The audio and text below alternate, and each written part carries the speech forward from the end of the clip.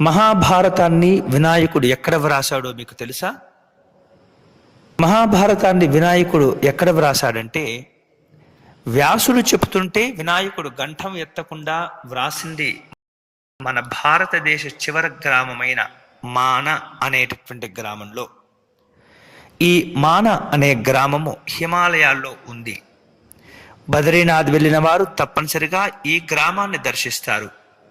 జయ కావ్యమనే మహాభారతాన్ని వినాయకుడు వ్యాసుని పలుకు ప్రకారం రాస్తుంటే, పక్కన ప్రవహిస్తున్న సరస్వతీ నది తన పరుగుల ఉరుకుల శబ్దాలకి అంతరాయం కలగకూడదని మౌనం వహించి ప్రవహిస్తుంది.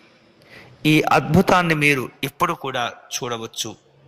ఆ ప్రదేశాన్ని దాటగానే మళ్ళీ ఆ నది సెలయేరు గలగలలు మళ్ళీ మనకు వినిపిస్తూ ఉంటాయి. వీడియో వెంటనే మీ స్నేహితులకు షేర్ చేయవలసిందిగా ప్రార్థన. అంతేకాకుండా మా యూట్యూబ్ ఛానల్ దర్శనం టీవీని సబ్స్క్రైబ్ చేసుకోవటం మర్చిపోవద్దు.